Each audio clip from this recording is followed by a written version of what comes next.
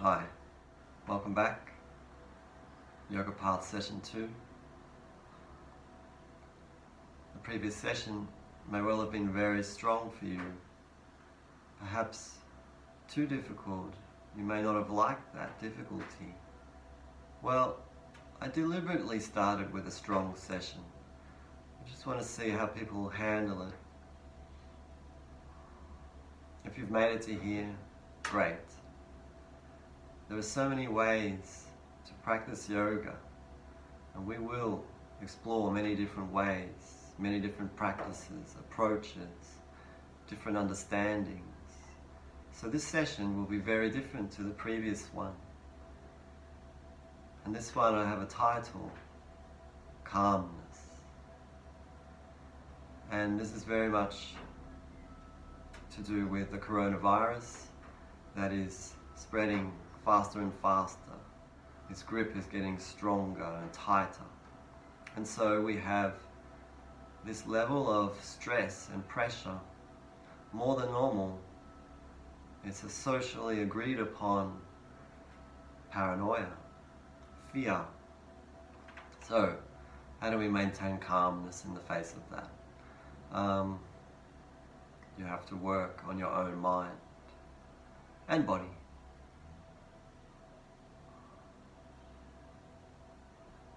So, close your eyes, have a big breath in, and a deep sigh.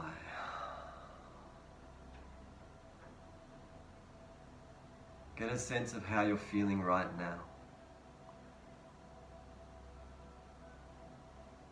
Have you been getting stressed?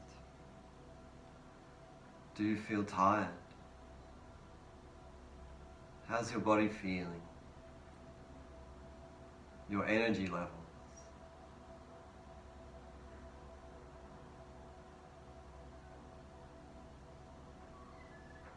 How's your body breathing right now?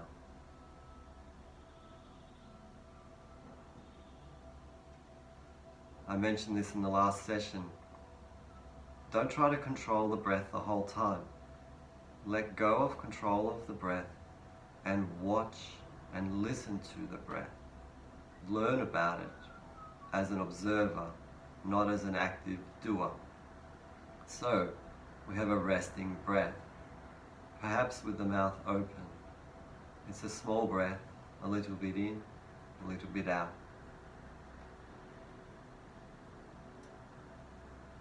We want to see how your body's feeling when it is resting and when you are observing it as a meditator.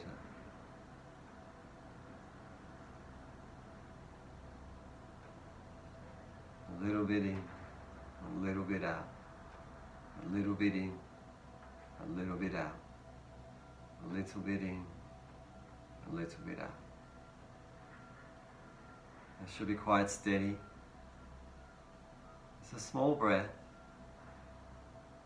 The more anxious we are, the smaller and tighter this resting breath gets.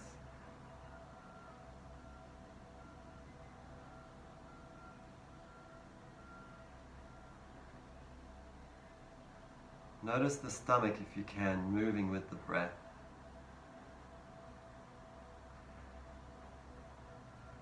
And part of that noticing may have to do with the fact that the stomach is tight. That's why we notice it moving with the breath. If you notice that it is tight, see if you can relax it, soften around that area, around and from within.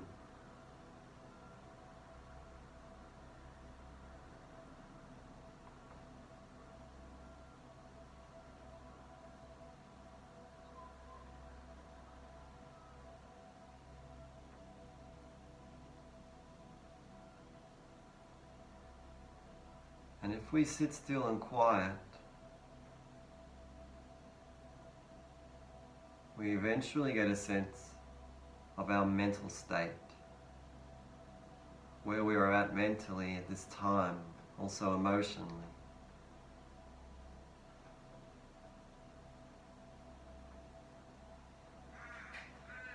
How much anxiety is controlling our feelings.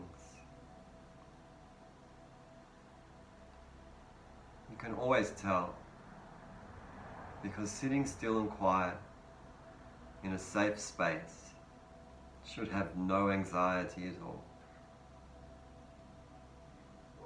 It should be the easiest thing in the world to be restful, to not need to do anything or be anything or anyone. Just rest. Enjoy the feeling of calmness and quiet and stillness.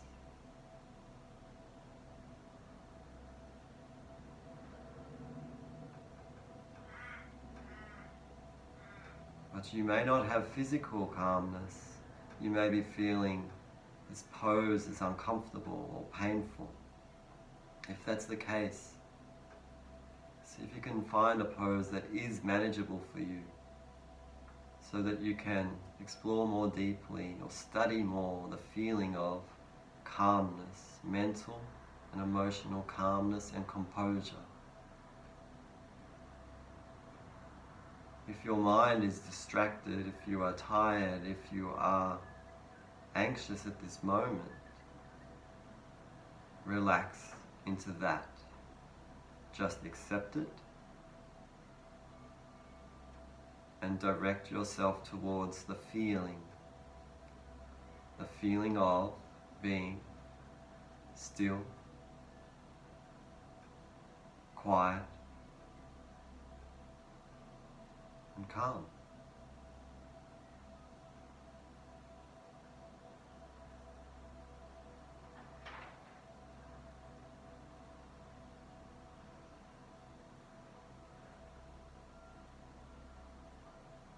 There's a really good reason to do this type of practice when the world is under stress.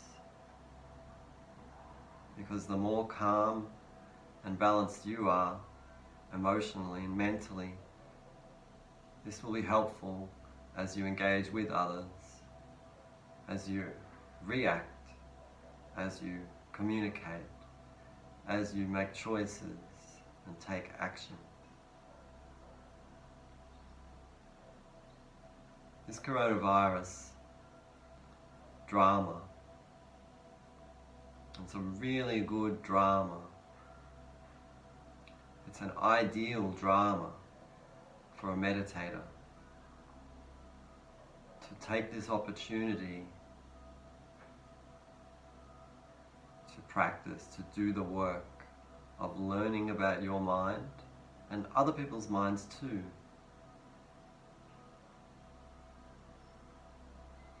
To notice if self-cherishing becomes your major focus.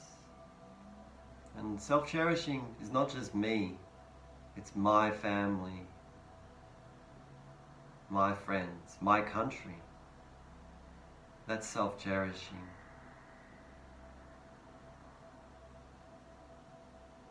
It just ruins everything, that approach.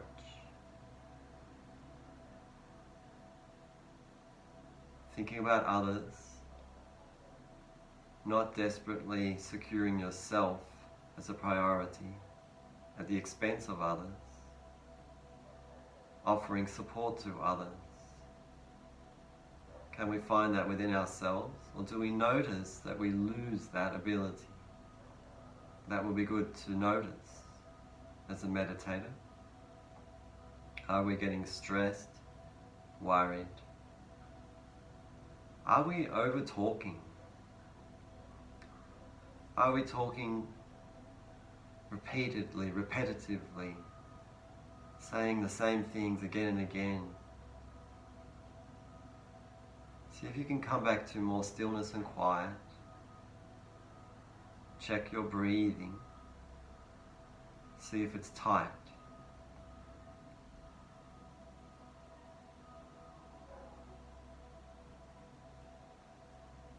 See if you can be more relaxed physically with a more relaxed, open breath, with an easier type of breath,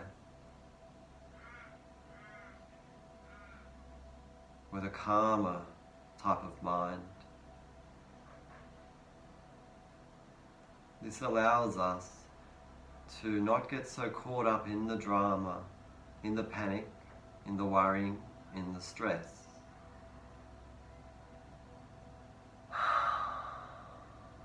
Releasing tension and pressure with a good sigh.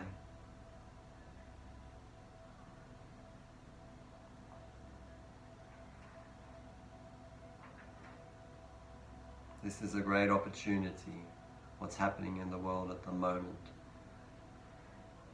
We're getting a chance to stop this compulsive lifestyle, this addictive, habitual lifestyle. We're going to have to stop and change and adapt to change. We have the fear of death, stronger than normal. And a good meditator, a yogi, absolutely embraces death meditation. And that's something I will talk about many times in this series. Meditating upon death gives you strength and power. It takes away the weakness through lack of understanding the nature of death. The fear of death and anxiety, we want to shift that and have more maturity and wisdom. This will allow you to embrace life more.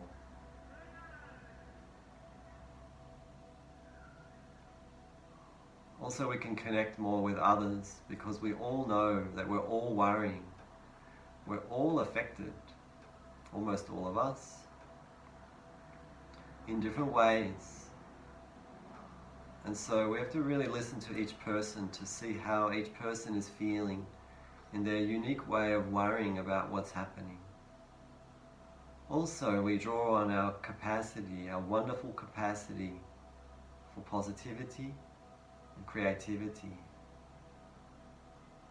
openness, generosity in the face of loss. Okay, let's have a stretch.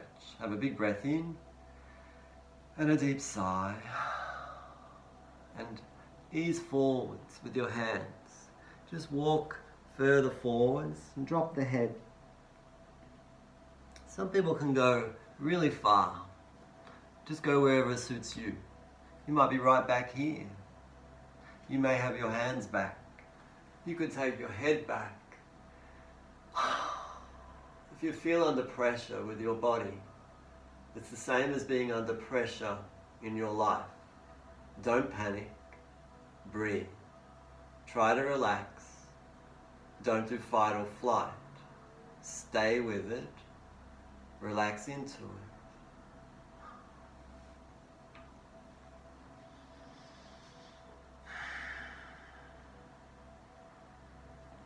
Let's work with the pressures.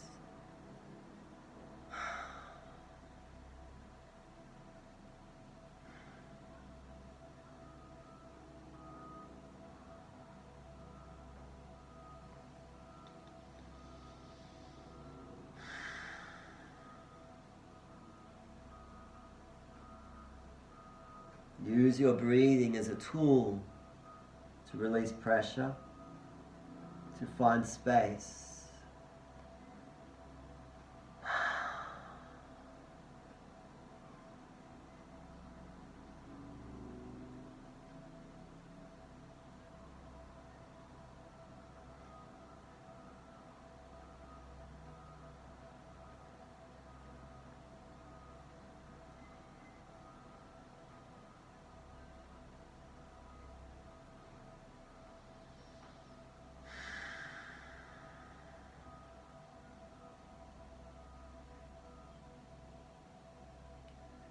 Learning about change.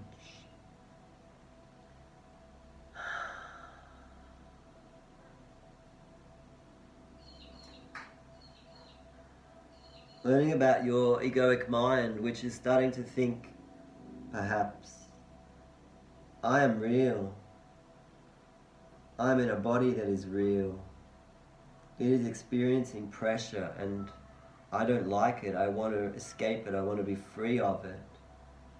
Or something else. I want more. I want more of whatever I'm getting right now, or I want something better, or I want to be something better or more. Or I'm just completely relaxed in this pose. It's a wonderful feeling, but I would like to have it more.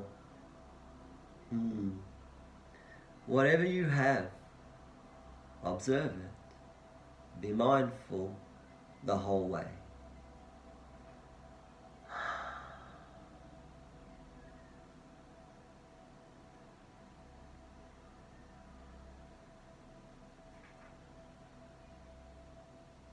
Lift the head up, slowly come back. Have another sigh.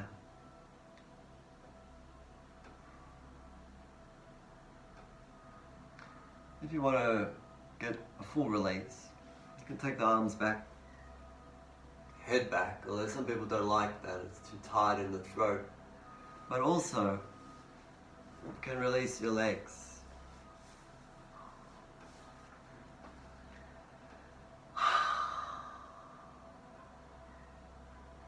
We've just created some space from that pressure. We're taking time, we're not in a rush.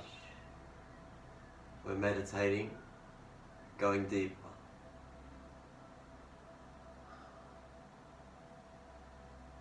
Listening, observing the nature of change within us, especially.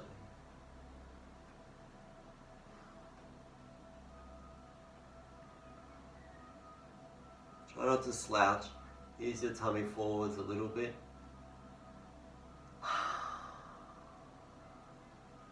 We want to relax and let the head hang, the neck be soft. If you're really tight in your neck, you may not like this, or your shoulders, but again, not liking poses. This is something we want to investigate and open up. This feeling where we say, I don't like what's happening, I want it to stop. Or, I'm not going there anymore, I didn't like it. Or, I don't want to talk to that person because I don't like them.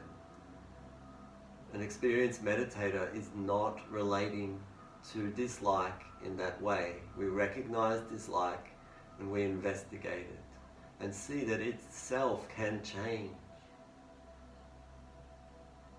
And where does it come from? What are the roots of this dislike, this egoic obsession with the self, happiness, aversion, attachment? If you've heard of these ideas, words, and you're not actually practicing, studying them, then you're not really meditating and you won't really learn about them or understand them properly. Don't do that.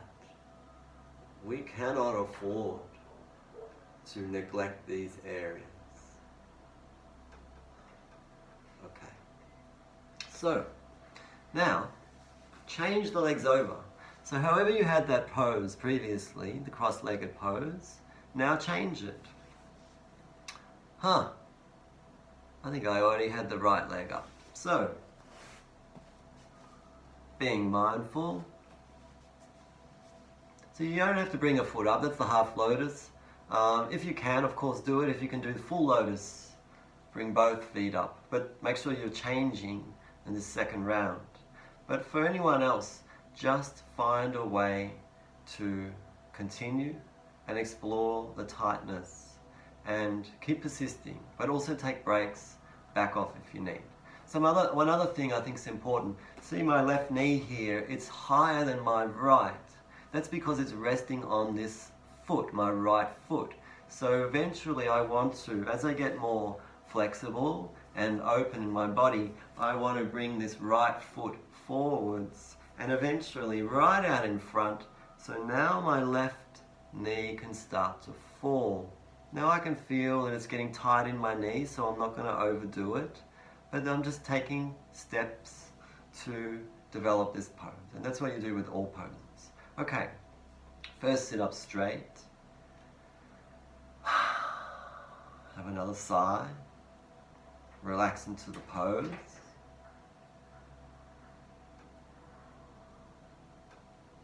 So this is a very simple session again, just like the last one, but if we hold poses for a while, or if I require you to continue to concentrate mentally,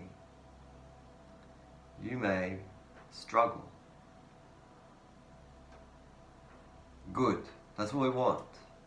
It's the same as this coronavirus. This drama is excellent because it provides an opportunity to become more self-aware. It's ideal. Especially because we're having so much taken away from us. Our freedom and all the entertainments that we use. If we're losing that and we're feeling uncomfortable, great. Really explore that. Okay, some people are getting sick. That's not nice. Some people are dying and losing people in their lives to death. Now that's real fear. That's a real challenge. But I always believe that death is one of the greatest things that we can experience. Not our own death, but death that is close to us. Because it's a slap in the face. It's the biggest wake-up call. And you start to realize that so much of the rubbish that we waste time on, it just drops away because it is not important.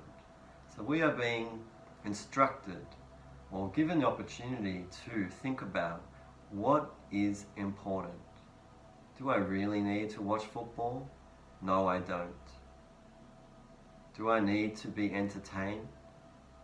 Do I need lots of money? What do I do if I have lots of spare time? Wow, a meditator, they're just lapping this up. This is fantastic. What are you doing? How are you feeling at the moment? That's for you to explore. Okay. Gently ease forwards. Don't go too far, that's very important. So I ease forward step by step. I'm checking as I go into the pose. How's my body handling it so far? Maybe I could back off. Oh, that's a lot easier. I can do this for longer. That's what we want. Oh yeah, maybe I'll go a little bit forwards, another 5% increase in pressure. Ooh, is this going to be too much? Am I going to fatigue quickly? Explore this for yourself in this pose. If you can, you are lying flat on the ground with your chest on the floor. You're lengthening your spine wonderfully, and it will be a beautiful feeling for you, and I envy you. Good on you. Enjoy it.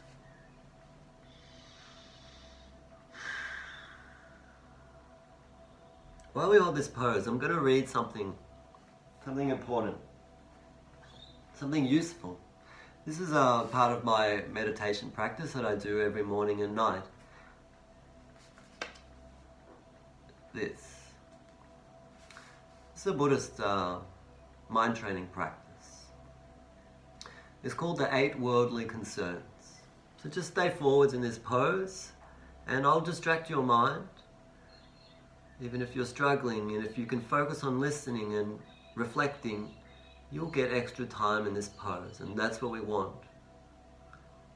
There's something quite amazing actually. If you are distracted in a pose, you actually become less egocentric, and so you get less stuck in the pose.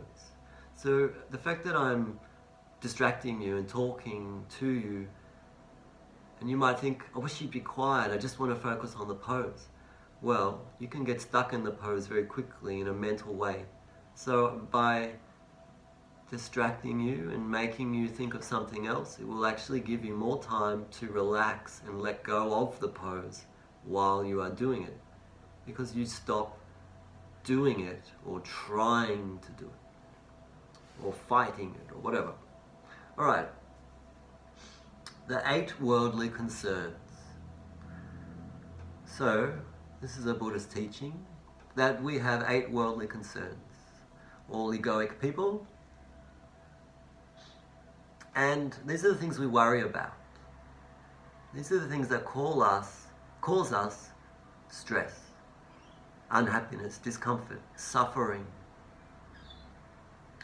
And if we can recognize ourselves doing this, we could step back and go, hang on, I'm doing that. Okay, so what are they? So there are 8 worldly concerns, and they're in couplets. There are 4 couplets of 2, which makes the 8 worldly concerns. The couplets relate to each other, they are opposites. So, number 1, desire for happiness. Well, that's what this whole thing's about, this whole problem with Corona. We want to be happy, and we're worrying that we're not going to be happy. We don't like that. Most of our consuming of products is about happiness. I want to feel happy. We know this because so much modern marketing uses that word happy, because they know they're selling us exactly what we want, what we desperately want. We're so obsessed with that. Desire for happiness. This is a worldly concern for your egoic mind, your egocentric mind. Now, the opposite of that is fear of suffering, and that's really big right now. The fear of suffering. I don't want to get sick. I don't want to lose money. I don't want to lose what I have. I don't want to experience anything that I don't like. That's the fear of suffering. And that affects all our emotions. It's the cause of our emotions, like anger. And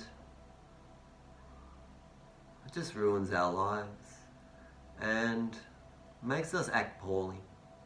So you've got to look at right now, is your desire for happiness and fear of suffering dominating your mental, emotional state? You could be free of that, and you would find these dramas nowhere near as bad. Okay, another one. This is a more personal one. This happens in between people in society. Desire for importance, which goes with fear of insignificance. This is a classic in relationships. I want to be respected. I want you to treat me with respect. Me, this me person that I think is real, that person needs to be considered important. What happens if I'm not important? Oh, that would be terrible. What happens if people disregard me or don't think that I'm important? What happens if I'm at a party and no one's interested in talking to me? I would feel terrible. So, that's one of the 8 worldly concerns. I want to be important though. I want to be considered very important. I want to be the person that people look up to or admire.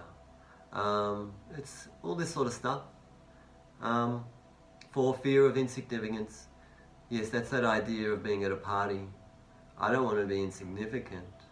Like there's a classic thing in the school ground. We've still got this sort of cliched idea where the pretty girl gets more attention than the not so pretty girl.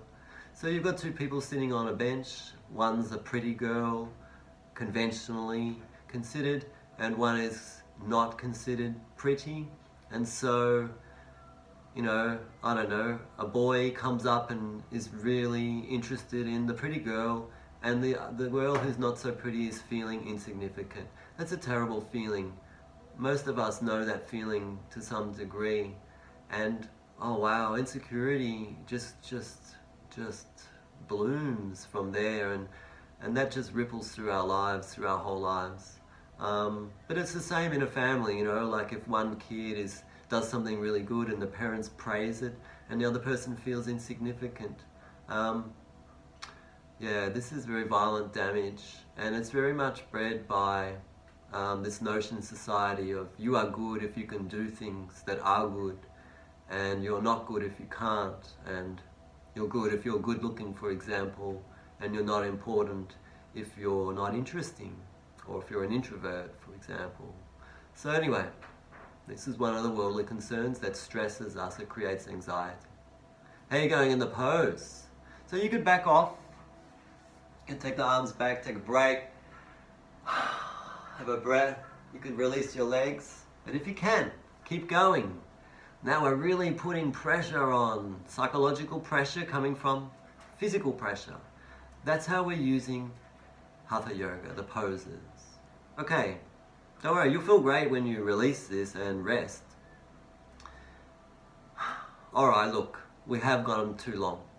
So, we'll do the other 4 soon. Come back. Have a sigh.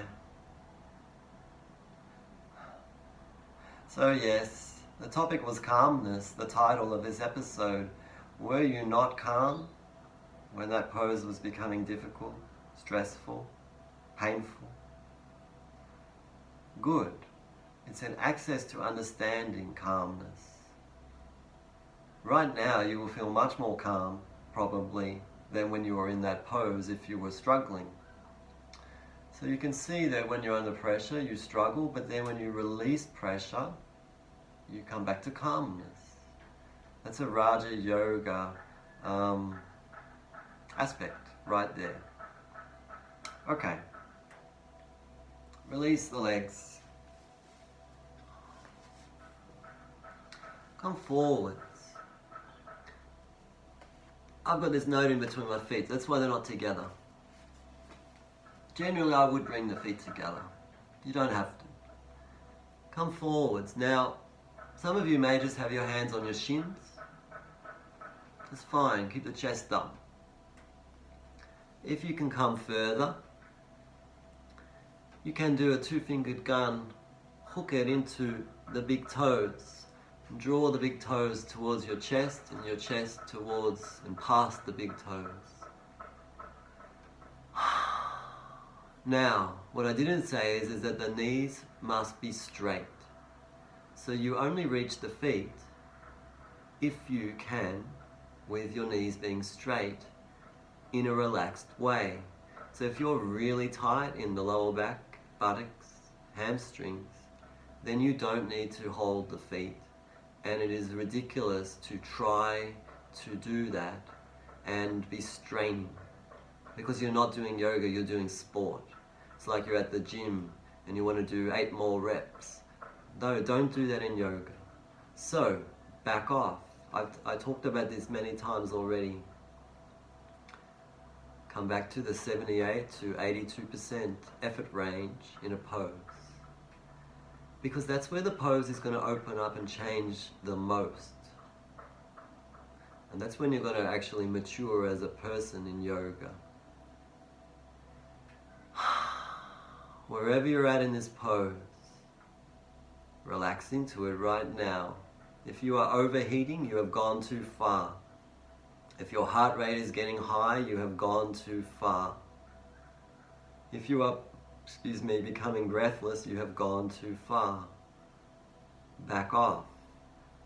Practice yoga, not sport.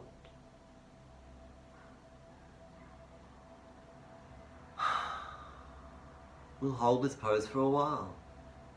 So if you're pushing and straining and struggling, you're going to get exhausted and you will not understand your body. If you are comfortable, wow, you can learn some wonderful things here about energy levels and the subtle change to fatigue and stress, and about creating space for yourself. Also, I didn't say, another really nice pose. Now, a lot of people do this, is hold the sides of the feet and they're pulling the feet back. If you can do that, I would suggest that it's better to get your hands lower down, holding the heels, rather than the tops of the feet and pulling back on the pose. We don't want to do that, pulling the pose backwards. Holding the heels, you can actually extend your toes forwards or straight up, but now build the pose based on not pulling it backwards, if that makes sense. Loosen the toes, check that they're relaxed. Spread them out. That's a great little stretch. Spread the 5 toes out so that none of them touch each other. Another. Okay. So I'm just holding the ankles now. I've backed off a bit. I'm comfortable. Now, you may like to drop the head and fold forwards. And that can be a beautiful pose. So if you like that, go for it. So this will be the last pose. We won't do as long a session as the last one. Alright, I'm going to do the last 4 of these 8 worldly concerns. So, number 5. So we've done desire for happiness. I really want to be happy. Fear of suffering. I don't want to suffer. Oh no, no, no, no, no, no. Desire for importance. I really want to be considered important in this world. Wow, if I could be famous, that would be wonderful. Fear of insignificance. I don't want to be considered unimportant or just neglected or not even noticed. That would feel terrible. Okay, 5. Desire for praise. Yeah, this is a big one in the modern world. And we really make this worse in the way we're teaching children now at school. So, desire for praise. I want to be praised. I feel good when I'm praised. Yeah, I feel like I've been validated. This person, me, this Toby person, if he gets praised, he feels good. He just gets bigger and bigger.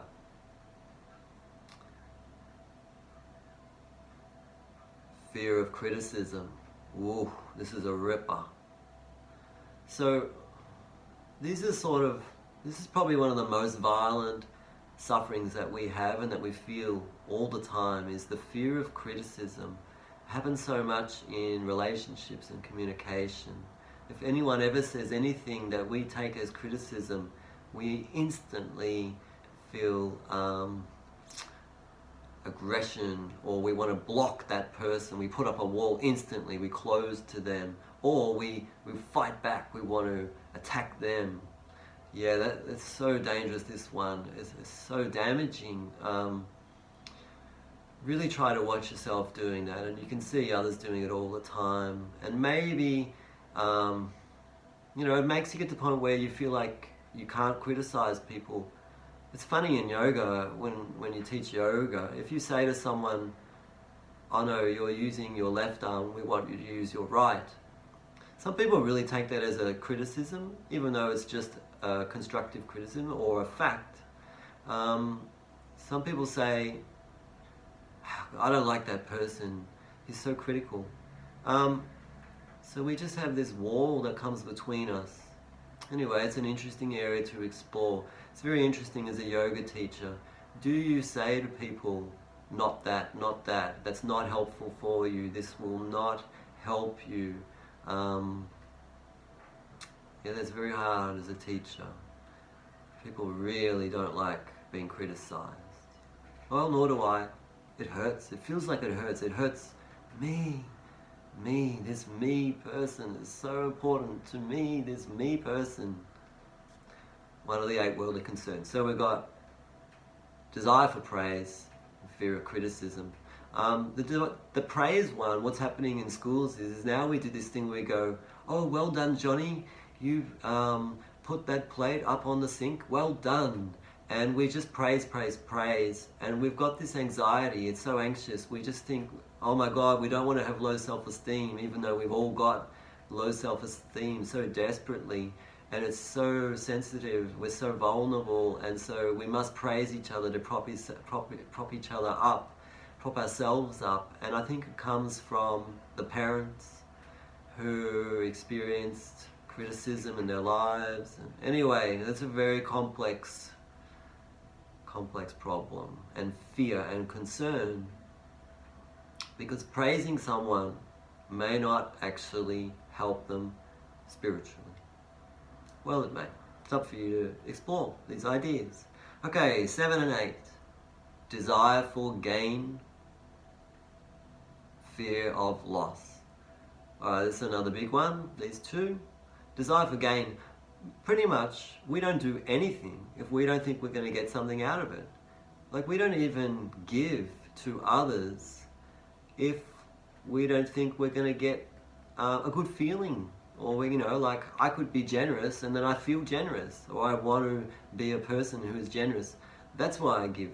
That's how twisted we can get. So fear of gain, would you go and do your job if you didn't get paid? If you didn't gain something from it, or if you weren't entertained, or if you got growth through your job, would you do it? So it just shows that it's dominating our choices and actions, these concerns. And then, fear of loss. Okay, so that's a big one right now. Lots of people are losing their jobs, their income, losing their family members, losing our freedom, losing our ability to choose.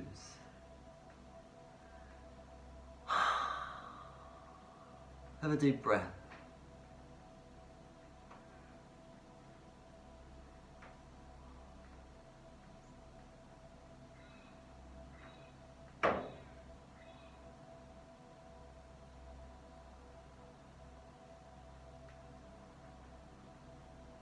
Yes, I do apologize sometimes if I talk too much. It's so beautiful to have that quiet mental space at times. Alright, I think that's enough of this pose. You might have noticed it's a digestive pose, squashing the digestion. So don't do yoga practice if you've had a big meal. At least an hour without eating for stretching. Actually, my teacher would have said 2 hours, 3 hours no eating before breath work, 5 hours before bandhas. These are recommendations for the best results. But obviously, if you've had a roast, half an hour before you did this session, and right now we're feeling very uncomfortable. And like food is the blood is needed in digestion, so you don't want to distract that, and so on. There's a lot of reasons. Okay, ease back gently and lie down, and we'll do a guided meditation. So lie down, and if you've got a blanket, that's so beautiful, so nice. Cover yourself, make yourself nice and warm. I'll sit and guide you through a relaxation practice. So the point with those 8 worldly concerns, settle yourself and have a deep sigh.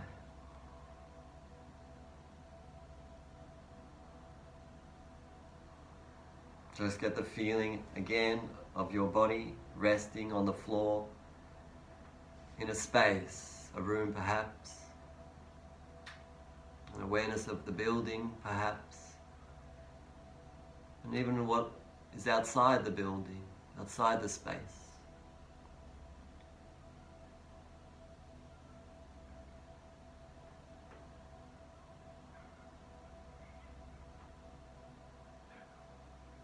Noticing your muscles from the stretching.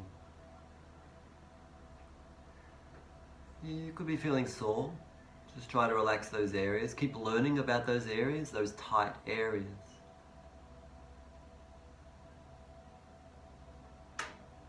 This is something important. The yoga poses never cause your injuries or problems. But what they do is find them. So if you have a tight back, then certain poses will really highlight that and put pressure on that. The cause of the problem is your tight back, which you've allowed to become tight through the way that you've been living, the things that you've been doing. The yoga practice is designed to massage, open up and release these areas of tension. That's the yoga process. And in the beginning, a lot of people panic and say, oh, I don't like that pose, it hurts. I won't do that again. I'll avoid that pose. And that's an example of a mental behavior of aversion to suffering, where you actually think you won't gain by exploring that pose that really highlights your problem. Because basically every pose that your body doesn't like is the pose that will fix the problem. If you gradually, slowly, over time, persist with it and learn how to change. And the reason it's so valuable there is if you can learn how to change within your body, you will find that you have started to learn how to change emotionally, psychologically. This is the freedom that you will start to get, the benefit of yoga. Yeah, a lot of people aren't willing to take those steps because they don't see that possibility or believe in it, or it's just too hard. But like I said with Corona, the stuff that's really big, really hard, the real stuff, that's the rich playground for growth. Okay, so now you're lying down, resting. Let's do a chakra meditation. First of all, again, through the mouth, have a big breath in and a deep sigh. Imagine now from your hips all the way down the legs to the toes, you have a red color, like a red line or like paint that just flows down your hips, down your thighs, down through the knees, through the shins and ankles, through the feet and toes, this red color, and it's warm. It's just imagination, just try it. And the base of the pelvis, between the legs, imagine opening there, like a window, like a porthole in a ship, a round window. Imagine, or like a stargate, opening, and the color is red. And you can also imagine the red throbbing, the red color, boom, boom, boom, boom, boom. You can also imagine the red color turning, rotating. It's a wheel, it's what it's called, a wheel. Chakra. It's not a French word, chakra. Chakra, chakra, that's actually how you pronounce the word, chakra. Chakra means wheel. So it's a wheel of energy or light in the base of the pelvis, between the legs. Red color, open, flowing, going round and round. And just pick the direction, whatever feels like it, that's the way it's going. Now in your mind, repeat this mantra, L-A-M, LAM. Just repeat that in your mind. And feel the red and the rotating chakra. Okay, I'll explain these over time in these videos, of course. So we're just starting out. Now, from this base of the pelvis, the red, now come up into the center of the pelvis. It's not very far from the base of the pelvis. Into the center of the pelvis. Imagine maybe the size of a tennis ball, an orange color, a round shape that is turning, rotating like a wheel. Orange. And imagine the smell of an orange that you've just opened, that citrus taste or smell. The orange color, nice warmth in the center of the pelvis, and you feel very open there. Your pelvis is relaxed and open from within. The mantra for the second chakra, WAM, W-A-M. Repeat this now in your mind. WAM. And feel the orange in the center of the pelvis. Warm and open. Flowing ball of light or energy. Now, come up to just below the belly button, the lower abdominal area and also the lower back. And we have a ball of light now, the color yellow. A stargate, a wheel that's turning, it's rotating, revolving, moving, flowing. It's warm and you're opening this yellow flow. Relax your lower abdominals, relax your lower back. The themes of this chakra will be the reasons for digestive problems and lower back injuries. If you worry about these areas in your life, you will develop these health conditions. That's Kundalini Yoga. I will explain that in the future videos. Now, coming up the spine from the third chakra, yellow, coming up to the center of the chest, the heart chakra. Imagine a green ball of light or energy or wheel. Imagine it like a flower, a round flower that opens, and in the center there is a pink dot. So a rich green color, like verdant grass. The green flower opens, and in the center of it is a pink dot. And now imagine that flower spinning, turning on that pink dot. The heart is open, the heart center. Thinking of others, generosity, caring, being loving. And then think about love itself, the feeling of love within you that comes from you and wraps around you, the feeling of love. And also imagine a flower at the back of the rib cage, behind this spot. So you've got the front of the chest, the center of the chest, and at the back of the rib cage, on the other side of your torso, opening as well, flowing round and round, turning this green flower with a pink dot. And the mantra in your mind, as you imagine the feeling of this warmth, this light, this energy, and these turning wheels or flowers, the mantra is YAM, Y-A-M, YAM. Say that in your mind.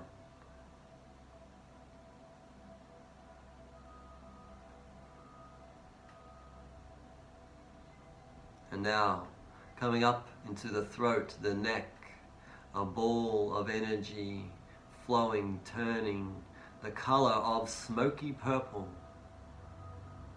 Feel your throat relaxed and open, your neck, the sides of the neck, the back of the neck, this open wheel of energy, this chakra, the throat chakra, smoky purple color. I do often practice where I imagine a flower opening, the face of a round flower. So when I think of my throat, the smoky purple flower, and it opens. And then I imagine one at the back of my neck opening. And I also imagine at the sides opening. Now, the mantra for the throat chakra, HUM, H-A-M. Repeat this now in your mind. HUM.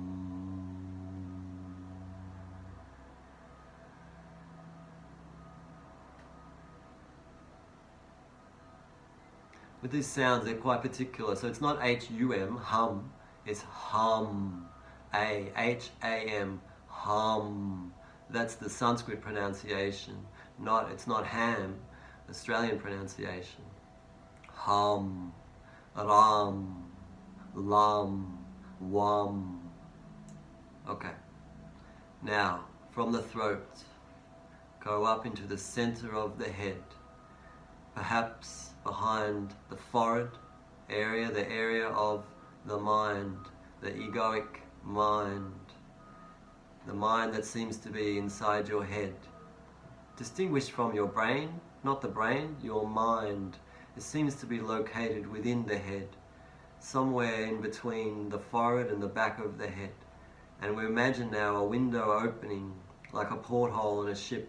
Imagine pulling the curtains or flipping the lid, and your mind opens, and it is a round, open, flowing wheel of energy and light going round and round. You can imagine a flower, a white flower that opens in the front of your forehead, but also at the back of your head, and also each side of your head, a white flower opening.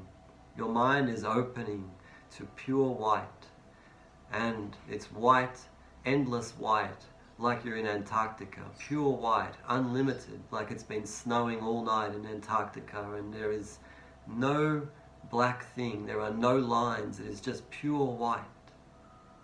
Your mind open and clear. And the mantra for the third eye chakra, Om. Now, it is spelt in phonetics to be A-U-M, but that's, if you understand, if you speak Hindi or Sanskrit, you'll know that A-U is the sound of O, and that's why often we think of it as O-M in the phonetics of English. So it's Om.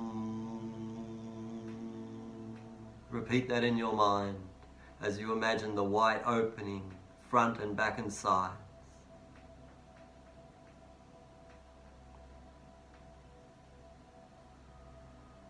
Your mind is open. Now come to the top of the head. Imagine now a round circle or wheel of light or a window that opens. Flip the lid. And now flowing up and out of the top of your head, going off in endless direction, a rainbow of colors, multitude of colors, and just a full range, an explosion of color and light flowing out of the top of your head. But also the actual doorway, the gate is round and it's turning. So it's turning in a direction, whatever it feels like for you. Just try it out. Your mind is now totally liberated.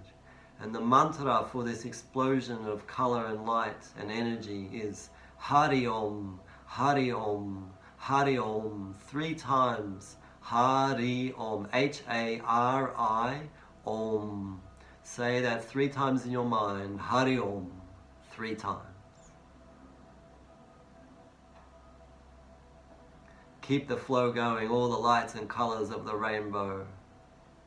So your body is alive and full of color. We want all the colors flowing. We have the red coming down from the hips, down through the legs, and flowing out of your feet, off in all directions, the red flow. At the base of the pelvis, red, Lam. In the center of the pelvis, orange, Wam. The lower abdominal area, lower back area, yellow, Ram, R-A-M, Ram. Coming up to the center of the chest, the heart center, and also at the back as well. A dark green flower opens with a pink dot. Yum. And then coming up into the throat, a smoky purple, nice and open. Hum. Around the mind area, inside the head perhaps, or the forehead, the white opens, a flower opens, all white within your mind, within your head. Om. And then the top of the head, a rainbow flowing up and out, multitude of colors, unlimited, going off in all directions. Hari Om, Hari Om, Hari Om, 3 times.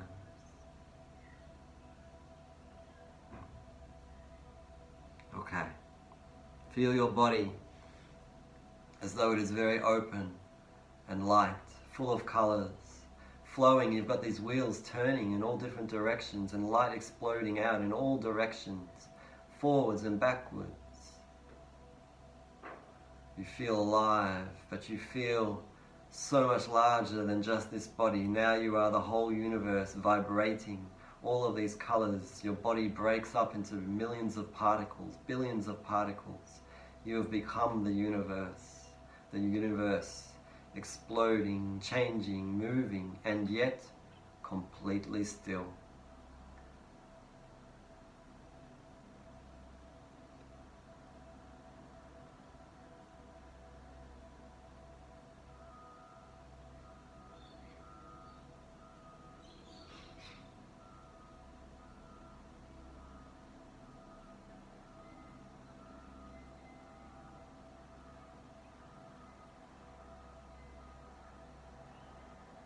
Now focus on a gentle breath in your nostrils, and perhaps coming out the gates of the nostrils onto the upper lip. See if you can feel that delicate sensation.